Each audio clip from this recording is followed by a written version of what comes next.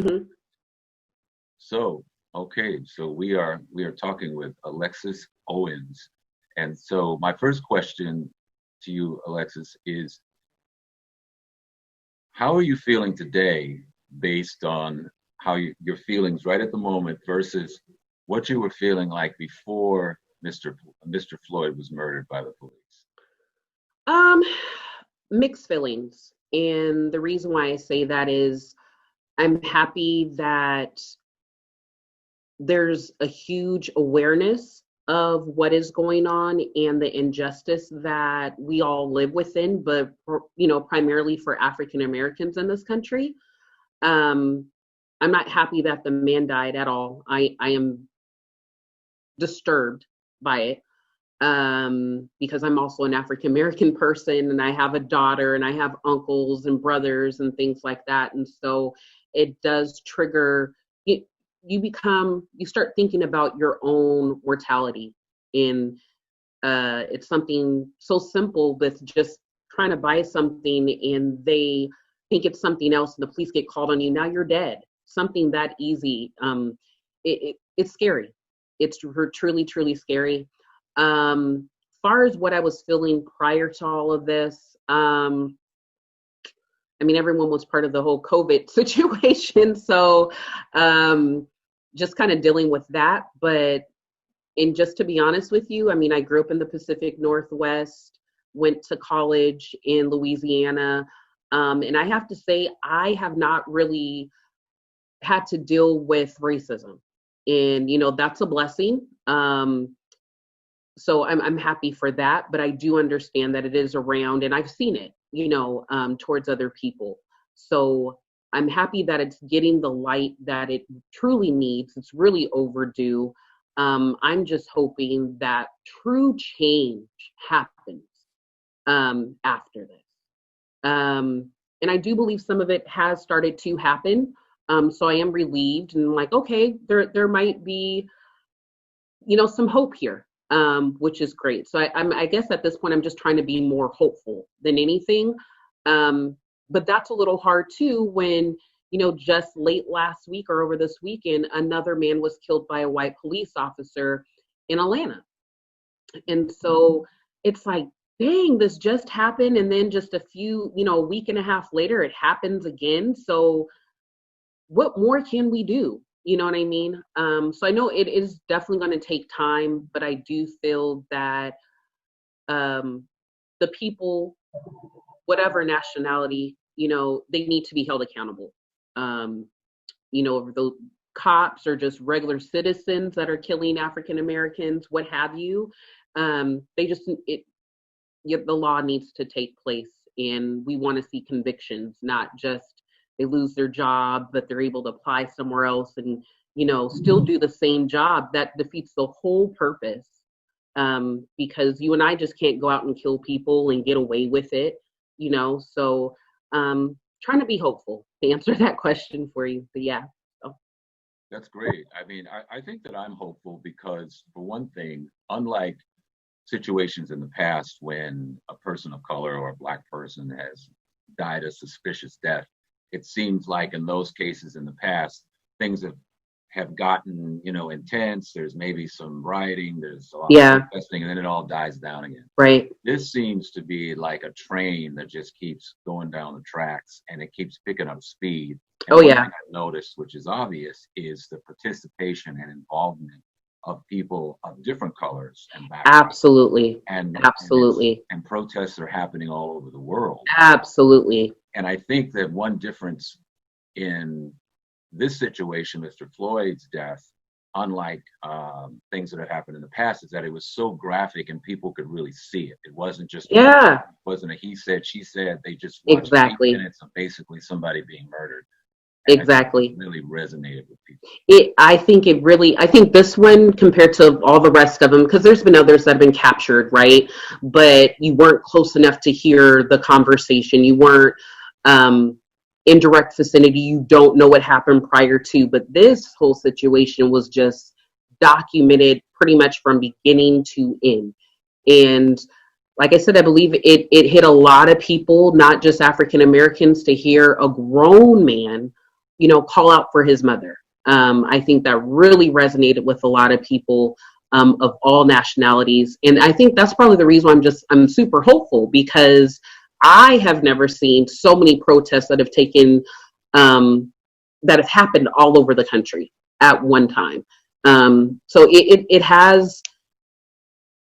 it's been great, to finally get the illumination that it really needs. It's sad that it had to happen because of someone's death. Yeah. Yeah. It's unfortunate. Now, a lot of people are upset, people of color, African Americans, white people. In the case of white people, especially who want to be allies, I mean, that's a word that's growing in popularity right now. Yeah. I'm a white ally. If Yeah. somebody says to you, Alexis, I want to do something. I want to help. I'm just so upset. Do you have any tips or suggestions for them? Honestly, I would say stand up for what's right. Period. If you see something that's happening and you know it's not right, stand up for what's right. And that's definitely for more of our white friends, because your voice rings louder than other people in those types of situations. And also, don't be the Karens of the world. Just not everything's your business. If you're curious, go and ask. But to call the police because you see someone, someone completely different from you, minding their own business, having a good time out with their children, and you have to say something.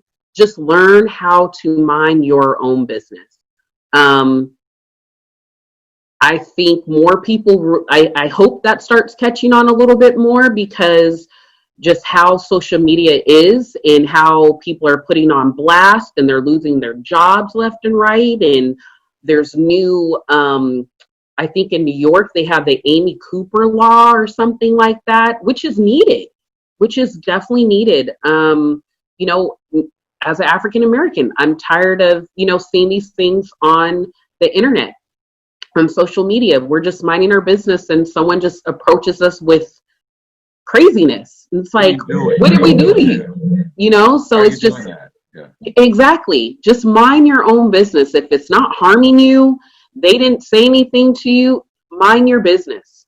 That would pretty much be my little tidbit. Stand up for what's right. If you see it and and you're in the vicinity of it, definitely stand up for what's right. But if it has nothing to do with you, there's no harm being done, just mind your business. Well, I think what it speaks to as well with the Amy Coopers and some other crimes where I've seen somebody, a white person, say there was a crime committed, even when there wasn't, but they have to have somebody to blame. And so often they say, well, two black guys took my car, or three black, men did this, as if to say I'm going to be more believable to the cops if I say it was black people. And even Amy Cooper used her own weapon by telling she weaponized it. Absolutely. I'm going to call the cops and tell them that an African American man is bothering, which I think spoke volumes. Because, absolutely. So that's why when people say, well, I think a lot of people in this society treat everybody, look at everybody equally. That's not the case. Otherwise, you wouldn't be weaponizing the fact that somebody's black. You would have just said, there's a man in a park that is harassing me. Color wouldn't have anything to do with it. But because of what's happened, just with current relationships with African Americans and the police, they know it's volatile.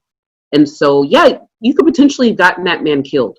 Oh, absolutely. I mean, the guy that got killed in Atlanta had fallen, he was drunk, had fallen asleep in the drive-through, and I watched the whole 30 minutes and leading up until the shooting. And it started off as fairly calm. He had passed out in the drive-through, and then it just escalated when they tried to arrest him, and then he was dead. So now they burned down the Wendy's. Yeah. So something has to be done. And what would have been just for you to come out of the Wendy's to knock on your window like, sir, can you please move your car? Even the supervisor. You know what I mean? That probably could have saved that man's life. That it was just so senseless. I personally have not been able to watch it. Um, I just I Well, it's traumatizing. It's traumatizing and it's very upsetting. well, So I think what I it not says, watch those things. well, well, I think what it says is that we have a problem. Now people Yeah, can argue back and forth about, well, is it this or is it that or is it systemic racism or is it a bad apple or whatever? But it's like when you have a tumor in your body. It's like we got a tumor here. We got to right, deal with it. right. We can't just argue about who's to blame necessarily, but it's obvious that there's a problem that needs to be. Yeah. All So right, much well, we'll work to be continue done. this. We will continue this discussion. Thank you very much, Alexis. You're very welcome. Thank